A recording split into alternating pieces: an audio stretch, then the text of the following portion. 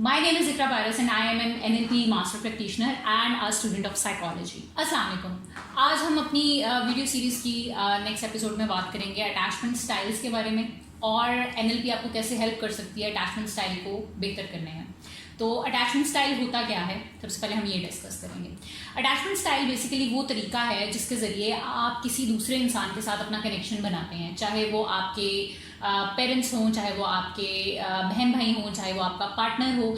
इस attachment style की basis पे आपके अंदर कुछ रिएक्शंस पैदा होते हैं जिनसे आप दूसरे इंसान से कनेक्शन फील करते हैं। तो अटैचमेंट स्टाइल बेसिकली 4 तरह के होते हैं। सबसे पहले सिक्योर, देन हमारे पास एंशियस प्री ऑक्यूपाइड आ जाता है, तीसरे नंबर पर डिसमिसिव अवॉइडेंट और चौथे नंबर पर disorganised attachment style, that is a fearful avoidance. तो ये 4 किस्में होती हैं अटैचमेंट स्टाइल्स की। इसमें हम सबसे पहले सिक्योर को डिस्कस कर लेते हैं। सिक्योर वो लोग होते हैं जो हेल्दी बाउंड्रीज के साथ चलते हैं, जो किसी के साथ अटैचमेंट अगर बनाते हैं तो उसमें वो बहुत ज़्यादा परेशान नहीं होते, अपने आप को खो नहीं देते और उसमें बहुत ज़्यादा दुखी या बहुत ज़्यादा एक्सेसिवली खुश भी नहीं होते हैं। उनका एक काम डिमीनर होता है और चीज़ों को लेकर चलने का एक कंसिस्टेंट स्टाइल होता है।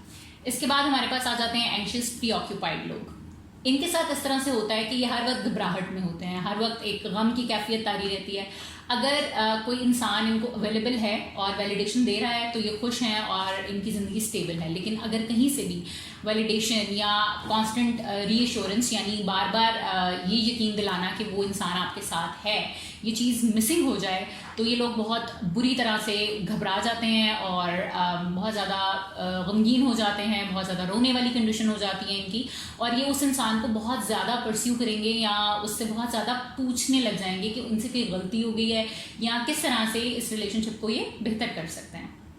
इसके बाद हमारे पास तीसरा अटैचमेंट स्टाइल आता है, that is dismissive avoidant attachment style. इसके अंदर इन लोगों को अपने इर्द गिर्द एक हसार बना के अपने आप को उसके अंदर बंद रखने की आदत होती है। ये लोग बहुत आराम से अपनी कोई भी बात किसी से शेयर नहीं कर पाते हैं, अपनी कैफियत को, अपने जज्बात को ये बहुत ज़्यादा छुपा के रखते हैं और इनको एक डर होता है कि अगर ये एक्सप्रेस कर देंगे तो या तो ये रिजेक्शन फेस करेंगे यानी धुतकार दिए जाएंगे, या फिर इनको छोड़ के कोई चला जाएगा और ये बहुत बुरी तरह हर्ट हो जाएंगे, यानी इनको भी दुखी होने का या नुकसान पहुंचने का शक होता है और इसलिए ये लोगों से दूर रहते हैं। एंशियस लोग जो हैं वो लोगों के बहुत ज़्यादा करीब जाके उनकी वैलिडेशन लेने की कोशिश करते हैं, जबकि डिसमिसिव लोग लोगों से दूर हो जाते हैं। इसके बाद हमारे पास आता है चौथा attachment style, that is called fearful avoidance और डिसऑर्गेनाइज्ड अटैचमेंट स्टाइल। और ये तमाम अटैचमेंट स्टाइल्स में थोड़ा सा मुश्किल अटैचमेंट स्टाइल है। क्यों? क्योंकि इनके अंदर एंशियस बिहेवियर भी होता है और डिसमिसिव बिहेवियर भी होता है। अब इसमें कुछ लोग लाउडली डिसऑर्गेनाइज्ड होते हैं, कुछ क्वाइट डिसऑर्गेनाइज्ड होते हैं, यानी कुछ जो हैं वो अपनी डिसमिसिवनेस को या एंजाइटी को खुल के बयान करेंगे और कुछ जो हैं वो बहुत चुप करके और अपने अंदर ही वो कश्मकश रखते हैं। तो इस अटैचमेंट स्टाइल का मसला ये होता है कि ये ना इधर खुश है ना उधर खुश है। तो फियरफुल अवॉइडेंट लोगों का बेसिक मसला ये होता है कि अगर उन्हें कोई ऐसा पार्टनर मिल जाए जो उनको वैलिडेशन प्रोवाइड कर सकता है, सिक्योरिटी प्रोवाइड कर सकता है, एश्योरेंस दे सकता है, तो उनके अंदर एक डिसमिसिव बिहेवियर आना शुरू हो जाता है, जहाँ पे उनको लगता है कि उनका फ्रीडम या उनका कंट्रोल जो है वो लूज़ कर रहे हैं। और अगर उन्हें कोई ऐसा पार्टनर मिल जाए जो खुद डिसमिसिव अवॉइडेंट है तो उनके अंदर एंशियस बिहेवियर बहुत ज़्यादा बाहर आ जाता है और उनको लगता है कि हम या तो अबैंडन कर दिए जाएंगे या रिजेक्शन हो जाएगी, यानी हम कोई गलती कर देंगे और कोई हमें छोड़ के चला जाएगा। तो इस अटैचमेंट स्टाइल को भी बैलेंस करने का और बेहतर करने का तरीका मौजूद है जो हम सीरीज़ की अगली एपिसोड के अंदर डिस्कस करेंगे। इसके बाद हम कुछ ऐसे इंडिकेटर्स की तरफ चलते हैं जिनको देख के समझ के आप ये अंदाज़ा लगा सकते हैं कि आपका अपना अटैचमेंट स्टाइल क्या है और आपके आसपास जो लोग हैं, जो आपसे कनेक्टेड लोग हैं, उनका अटैचमेंट स्टाइल क्या है, उनका अटैचमेंट पैटर्न क्या है, और इस तरह आप उनसे कम्युनिकेशन को किस तरह से बेहतर कर सकते हैं।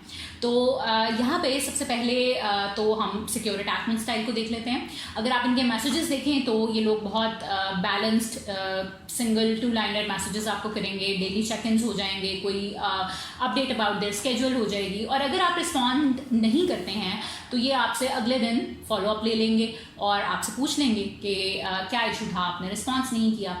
इसमें एक कामनेस और स्टेडीनेस होती है। इसके अलावा अगर आप इनकी फाइट्स का पैटर्न देखें, यानी अगर कभी लड़ाई हो जाती है तो ये चीज़ों को बात करके सॉर्ट आउट करने की कोशिश करते हैं।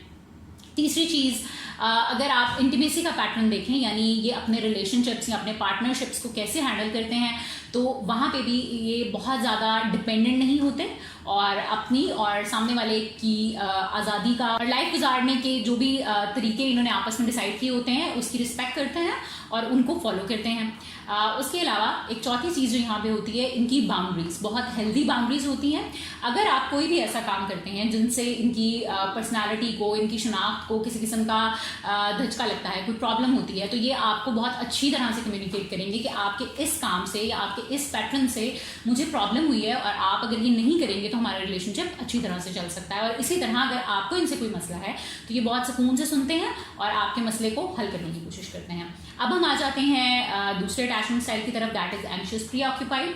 तो ये वो लोग होते हैं जो बहुत ज़्यादा एश्योरेंस मांग रहे होते हैं, तो बहुत ज़्यादा टेक्सटिंग आएगी, आपसे मुसलसल कांटेक्ट में रहने की कोशिश करेंगे, हर चीज़ की अपडेट लेने की कोशिश करेंगे।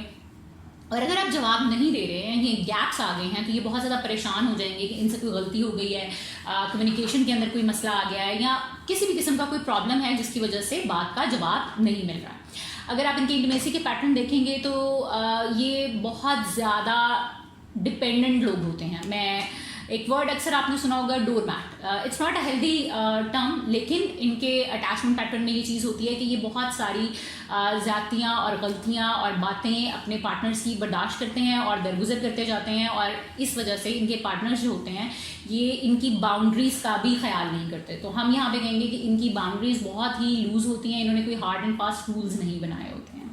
और इस तरह से ही जब लड़ाई होती है तो ये बहुत ज़्यादा ओवरवेल्म हो जाते हैं। मतलब इनको ऐसा लगता है कि लड़ाई जो है वो सब कुछ ख़त्म कर देगी, सब कुछ तबाह कर देगी। इनके अंदर इमोशनल आउटबर्स्ट बहुत ज़्यादा हो जाता है और ये रोते हैं या बहुत ज़्यादा दुखी हो जाते हैं। तो अगर आप में इनमें से कोई भी सिम्टम्स मौजूद हैं तो आप एंशियस प्रीऑक्यूपाइड हो सकते हैं। देन मैं यहाँ पे ये भी मेंशन करती चलूँ कि नॉर्मली पाकिस्तान में या हमारी सोसाइटी में, सब कॉन्टिनेंट के अंदर फीमेल्स का अटैचमेंट स्टाइल एंशियस प्रीऑक्यूपाइड ज़्यादा होता है। इसके बाद हम चलते हैं थर्ड अटैचमेंट स्टाइल की तरफ, जो कि है डिसमिसिव अवॉइडेंस।